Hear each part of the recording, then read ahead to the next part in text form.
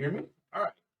What up? It's your boy T-Bird here in the reaction. Today is Film Friday, and now it's time for the meat and potatoes of Film Friday, which is the main course. That is Dead Meat Kill Count. So, I had gave y'all a poll earlier today to pick up, see which video I can do today, because I have three I'm gonna do, three choices I want to do. Either continue do wrong turns, reboot to finish out the series of the wrong turn series, do Nightmare on Elm Street 3, since it was ranked number one at the top Freddy movie, and as I said in the last video when I did react to it, that the top one would want to react to into all the Freddys. And Midsommar, since it was a second place by as the last other three videos, along with Day of the Dead, which I reacted to, was the winner, was like way ahead of the other three, because the other three all was at 6%. So, and I said that each one will be reacted to. The top pick will be reacted to today. You know, I did yesterday, I said tomorrow. The second place one will be after the last place poll will do on that week. And the third one will be right after. Possibly. Because somebody, possibly. So, with the majority vote of 72% of votes, folks must love the OGs, because Nightmare on Elm Street 3 was the higher vote. While Midsommar at number 60% and Wrong Turn Reboot at 12%. So your boy gonna react to his all-time favorite Nightmare on Elm Street film, Nightmare on Elm Street 3, Dream Warriors. Now, before I get these started, let me make sure my laptop is plugged up and everything, because I don't want nothing to go wrong with this. I know this ain't plush of it. Yeah, I'm good. Had a little cold, because that touched stuff. So anyway, I told y'all before in the countdown, Nightmare on Elm Street 3 is my all-time favorite out of the series. My second favorite is, unlike the ranking, is Nightmare on Elm Street 4. Because I liked it though. I understand why he thought it was a little lower, because of Christian Arquette. She did make the movie, but I was in love with 4, but 3 was top. And I'm glad he picked 3 at the top though. 3 was awesome, from the soundtrack, the kills, and then we got introduced to the savage, petty, funny Freddy, even though he was still a savage killer. Now, I understand why he picked the top one. I always got respect for the OG top one all time, because it's when we got introduced to a horror character like Freddy Krueger. And like I said, I'm still don't get why he picked number 2 is over 4, but that's his. And Wes Craven New Nightmare, I'm gonna say that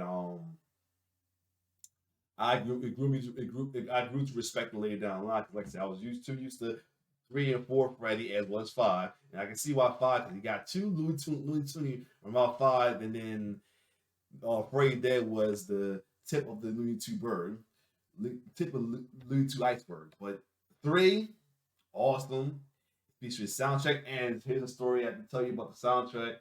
I first rebought it as a tape, and that's a while back when it was released a tape, and then they had the original song on there, and then I got the DVD box set for like a sale price, and it had the NWA Power theme, Into the Fire, bam, bam, yep. So anyway, let's see this classic kill count from James Niche for Nightmare on Elm Street 3. We are Dream Warriors. Let's get it.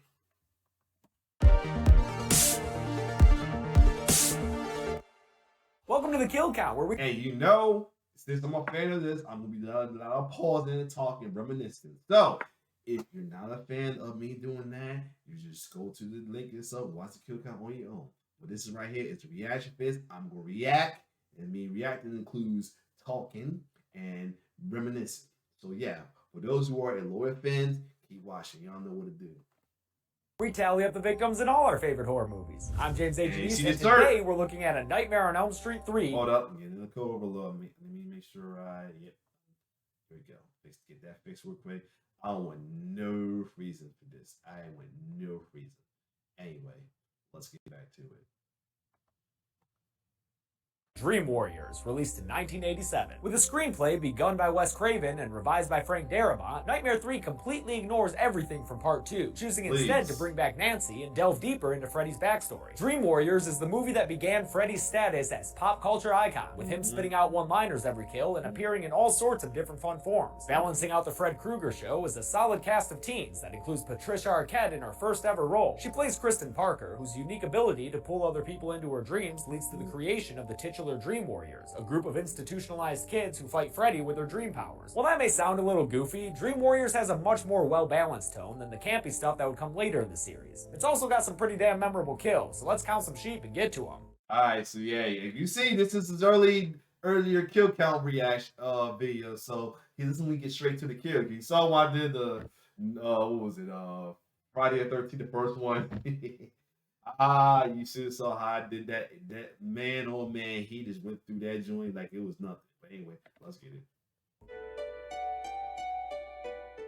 The movie begins with a Poe quote, highbrow nightmare, then credits start playing over someone making, is that pancake batter? Oh, paper mache, that's a fun activity. Ooh, and popsicle sticks? Must be some kindergartners having a great time. I go front though, when I first saw the beginning of that, I thought she was about to make some food or something like that, but I never saw somebody make paper mache like that. Maybe I never did it before, but yeah. A summer camp, or it's a full-grown woman. This is Kristen Parker, who's downing instant coffee chased with Coke to get this art project done. Her mom comes in and makes her go to bed, so Kristen's gonna have to wait until tomorrow to finish her perfect scale model of the Elm Street house. She must be one of those artists who finds inspiration in their dreams, because in hers, the Elm I gotta get used to the fact that he rushed through this thing. I mean, I'm so used to the newer Denise videos. I'm like, yo, slow down. I know I don't have another talk. I'll talk fast too, so yes. Elm Street house looms large, with a lawn performance by the Jump Rope Girls, featuring a rare guest appearance by a Jump Rope boy. Kristen winds up inside the house's basement, where a girl in a floofy Beauty and the Beast dress is riding a tricycle. Then the furnace turns on, and the girl tells Kristen whose house. And it ain't Run's. Freddy's home. Kristen grabs the He started doing, well, at least he started doing the catchphrases and the references. baby Belle and races through the Elm Street house as Krueger chases after her. Eventually, she finds herself in a room full of hanging corpses. Not enough corpses for you? Look down. Your child is now a corpse. Back to Kristen. She wakes up and the nightmare is over. Or is it? Because that handsy faucet and the funhouse mirror Freddy say otherwise. Freddy uses the faucets as his finger knives and slashes at Kristen right as her mom opens the door, making it look like Kristen was just attempting to commit suicide. Right. Westin Hills we go. That was the whole thing. I love how they did. I think this is the first one they started doing it. It made it look like it was something else that did it. That got him in the dream instead of the actual killing and everything. You know, I think did they do it first? No, it was happening and they showed the actual things. But yeah, they disguised the kills with actual stuff that happened in real life and stuff like that.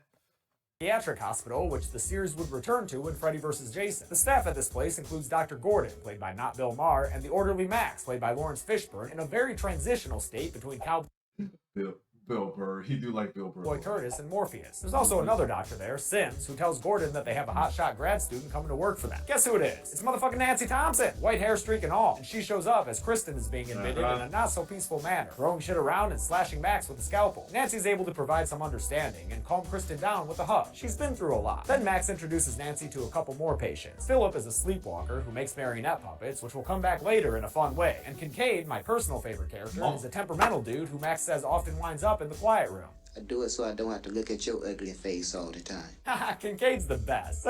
I'm glad he's a fan of Kincaid. I am too, though. And again, I always say this. If I said it right, what was up? I'm peeping the Run. I'm just peeping the Run DMC poster. Looking, talking like James and me's fast. Anyway, peep the Run DMC poster. That's dope, too. But if you haven't watched it already, watch the film noir Blacks and Horror on Shudder. I like this. Also documentary, and the fact that he's on it too make it. I was like glad he was on it too, because like I said, I was a fan of Kincaid. I was so heartbroken he got killed in the fourth one, but his death was his scene was cool. It just sad he got killed. Such a goofster. Another patient is Joey, a mute dude with a teardrop tattoo and most of a mullet, and he's got the hots for a nurse who works there. Nancy talks to Doc Gordon, who tells her all the kids there have excessive nightmares, so they're always trying to avoid sleep. Nancy accidentally spills her purse, and Gordon sees a pill bottle labeled Hypnosil, which he learns later that night is an experimental drug used to suppress dreams. After Nancy leaves, Gordon notices a nun creeping in a corridor, which plants the seed for a very messy, very Catholic storyline to grow throughout the rest of the series. Right. Meanwhile, Nancy goes to Kristen's house to pick up her stuff and finds the popsicle stick version of her old haunt in Kristen's bedroom. Yeah, I know, Nance, right? Pretty impressive paper mache. Turns out Kristen's downright obsessed with that house, and she's drawn a picture of it as she nods off in the hospital. Dreamtime comes, and she's visited by a trike leaving bloody streak marks. Then it melts, and she backs up out of her hospital room right into the Elm Street house. On the menu tonight is rotting pig corpse. But careful there, Kristen. This pork bites back. Yep. Another room she's in just kind of self-destructs around her before a big old Freddy worm busts out of the floor and friggin' body slams her to the ground. This gives us another classic visual from the series. Fred worm trying to swallow Kristen whole. It's at this point that Kristen calls out for Nancy, and Nancy awakens from her nap in an IKEA chair. Seems like the popsicle house is calling out to her, and next thing you know, she's falling backwards through the chair, crash landing in an Elm Street house hallway where she checks out Kristen's kinky dream. Yep, Nancy is in Kristen's dream now, and after seeing the hungry worm, she immediately stabs it in the eye, causing Freddy to let Kristen go, then reel back and see her.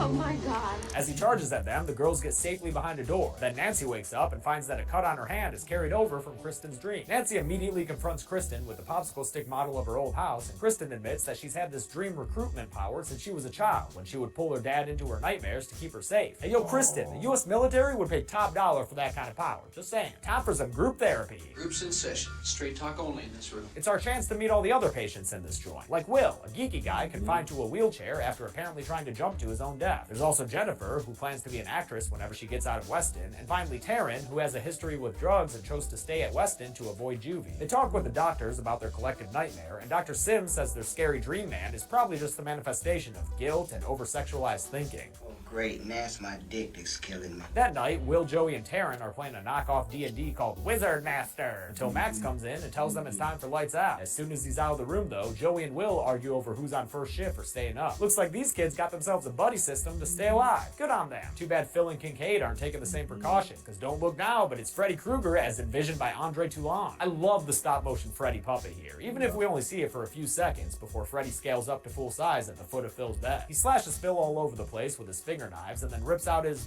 I don't know, what is that? Veins, muscles, tendons? I'm not an anatomist. And starts playing Phil like a marionette puppet. Kincaid wakes up and sees Phil sleepwalking, and the sight is pretty creepy, even without the tendons coming out of him. Of course, I much prefer my sleepwalking kills with gore, so it's great that we get some close-ups of the gnarly effects as Phil is compelled down the hallway and straight through the front door of the hospital. Joey, ever vigilant, sees Phil hanging out where he shouldn't be and friggin' drags Will to the window to see. We get a great scene of watching how capable these kids are. Will busts open the window to yell for Phil, while Joey manages to get the attention of the front desk nurse and everyone else in the hospital without ever speaking a word. It's too late though. He only succeeds in gathering an audience to watch out the window as Puppet Master Freddy completes this iconic kill, dangling Phil out over the open air before slicing off his vein strings and letting him fall to his death. The movie's first kill wasn't until a half hour in, but goddamn was the wait worth it. At group session the next day, the doctors are torn over whether it was a sleepwalking accident or a suicide, and Gordon shows that he has no idea how to talk to at-risk teenagers. Philip quit. He gave up. Philip killed himself. Now that's a cowardly thing. That's an empty thing. He let himself down. He let all of us down. Jesus, dude, read a book on mental health, maybe. Right. After the session, and at Nancy's insistence, Gordon says he's gonna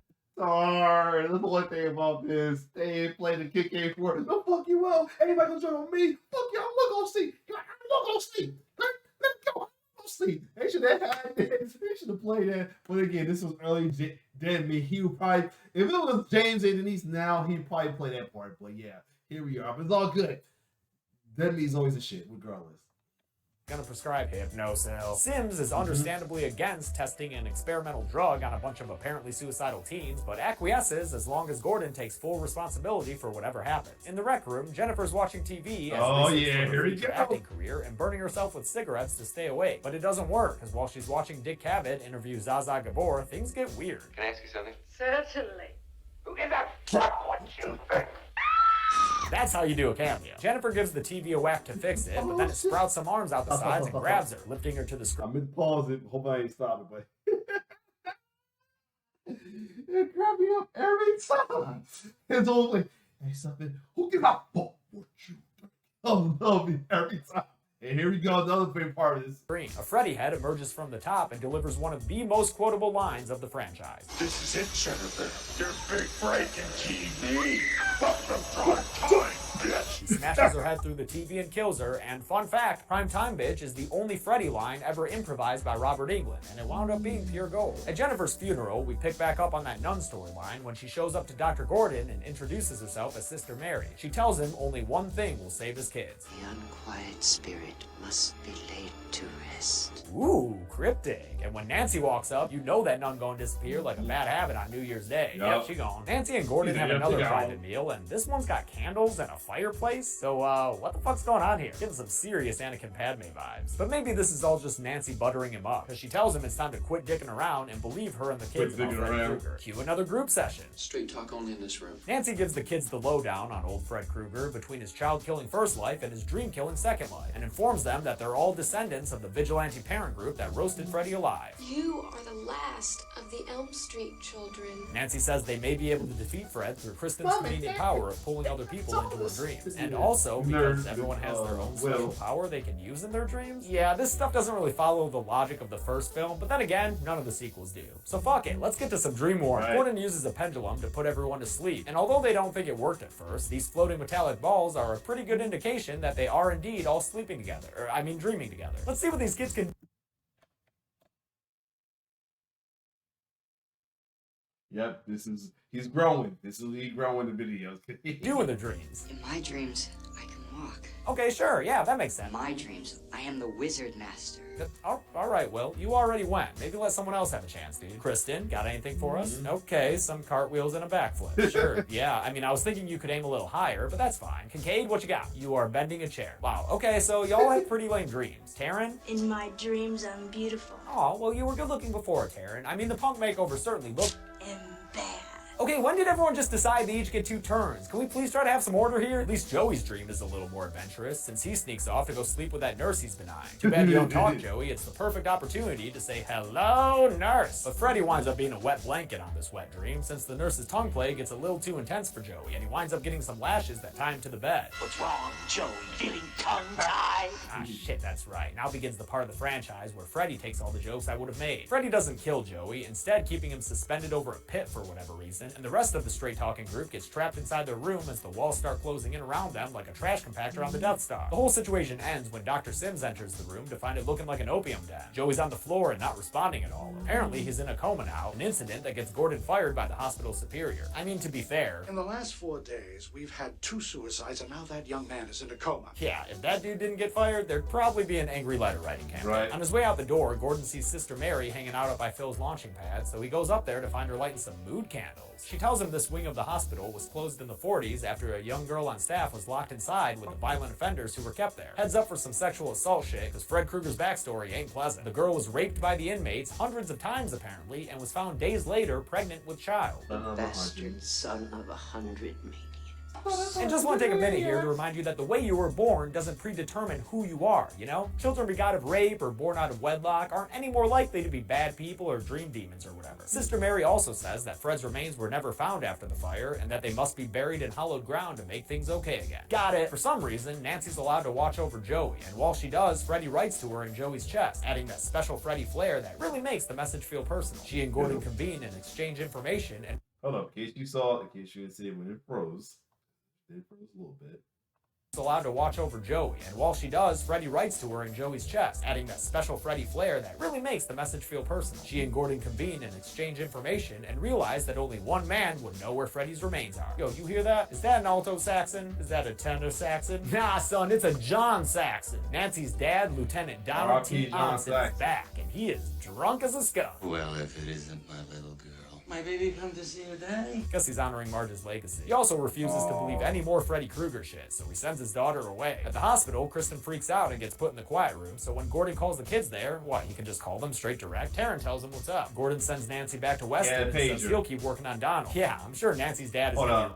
He left that he had a pager still. real interested in talking to the 40-year-old dude running around with his daughter. Gordon doesn't wait to find out how Mr. Thompson feels about him, though, instead getting rough with Donald, which, like, I guess if you want to take that approach, dude. I know I wouldn't even dream of fucking with John Saxon like that, especially when the dude is probably blackout drunk. But hey, why not have him drive, right, Gordon? They stop at a church where Gordon fills a bottle up with holy water and steals a crucifix. Then they drive to a junkyard that apparently Donald has the keys to, and he tells Gordon that Fred's remains are in there, but like really deep in there. Well hidden too. Sounds like this mission might take a while, so we'll check back with these guys in a bit. Nancy gets to the hospital and rounds up the remaining Dream Warrior kids for one last group session. Straight talk only in here. She asks them if they're still down to join up in Kristen's dreams and help save Joey, even though if they die in the dream, they'll die in real life too. They each confirm that they're in. Let's go kick the motherfucker's ass all over Dreamland. So she starts the pendulum of swinging, and it's off to Never Never Land. I'm still not sure how exactly this logic tracks, but they all wind up together with Kristen in her dream. Freddy's claws start slashing through the walls of the room they're in, sending feathers flying everywhere and apparently separating everyone from each other. Kristen finds herself back in her bedroom, just like in the beginning of the movie, but this time when her mom puts her to bed, she's yanked out of the room by Freddy. Where's the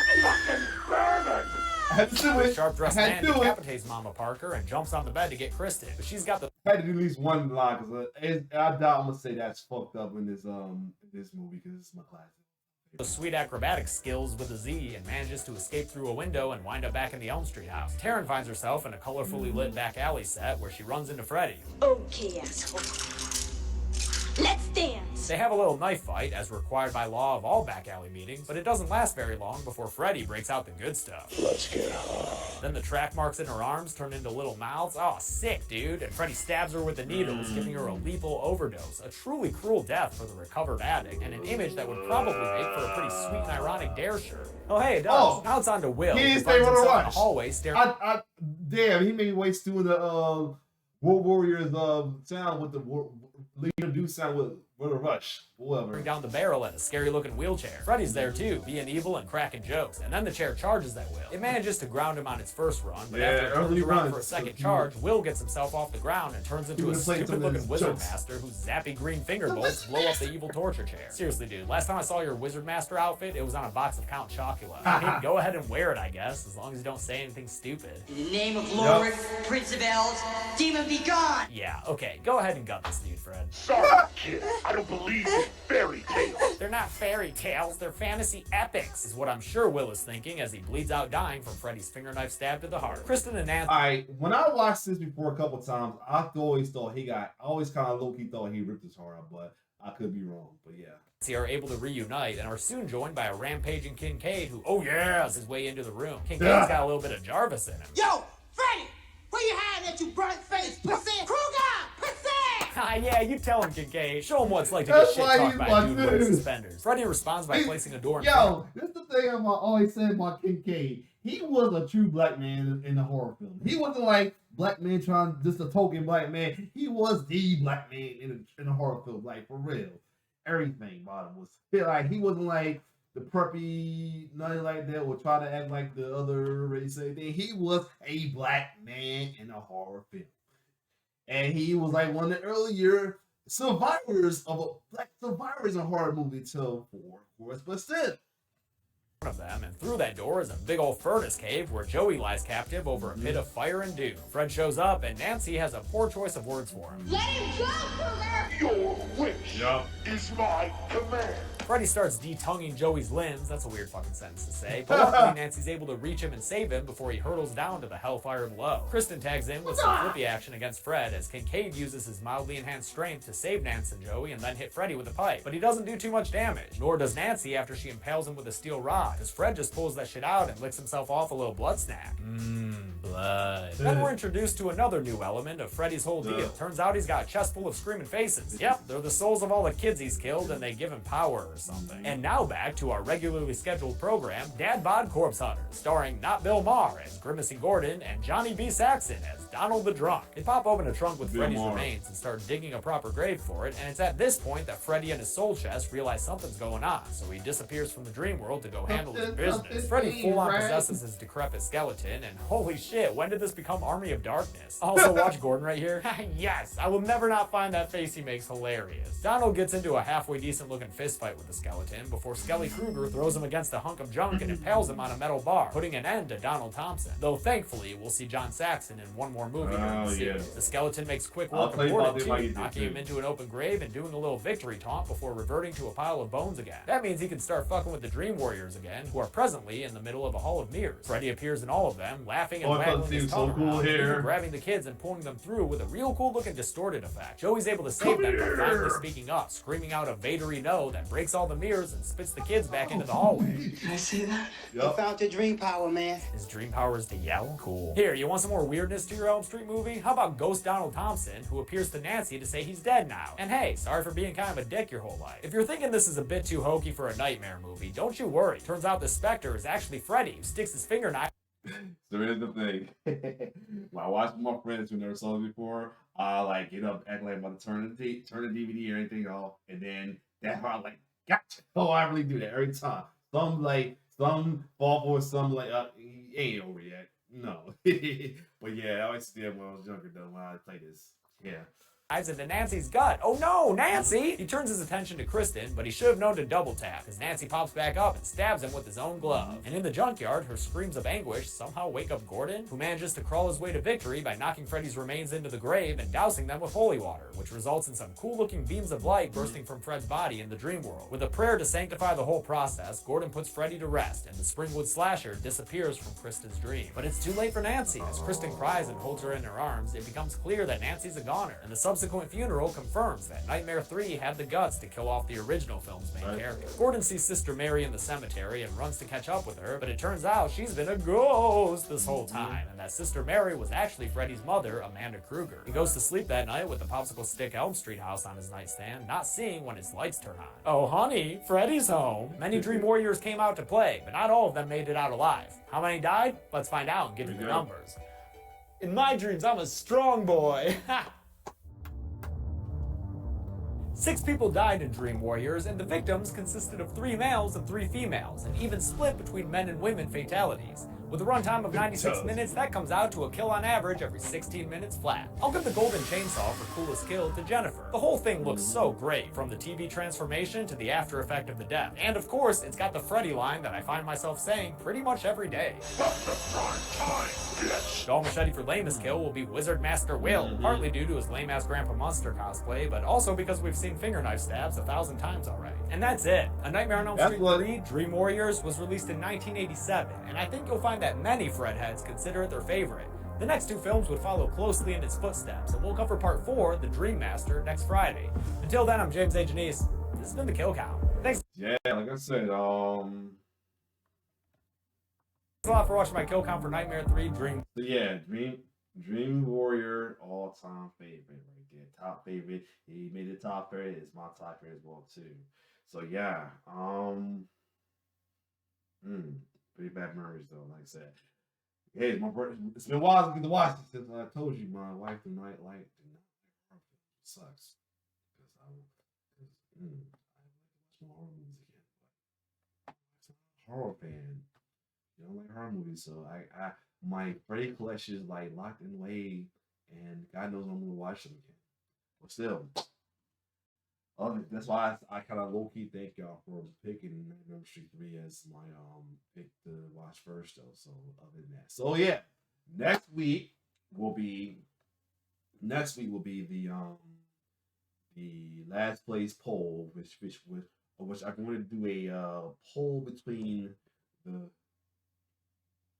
the 3 of the ones that was like last place and last poll I have, and the winner of this one will the top 2 out of this one will move on to the 5 poll, because it's only put five movies in one poll, and then out of that one will be the next one I watch, and then the rest of them along with the loser of the other poll will be banished for the shadow one for the time being until it's time to do another loser poll. Other than that, and just to get an idea of what might be the loser poll is, I'll leave out the surprise because I remember what the movies were aimed. I know the other one. I know the recent ones are Mayhem and Alive, as well as Bay and Blood. That's the recent 3. That was bar the last poll. So other than that, if you like my reaction, like, share, subscribe to my YouTube channel. It's your boy Excuse me. It's T-Rex signing off. One love.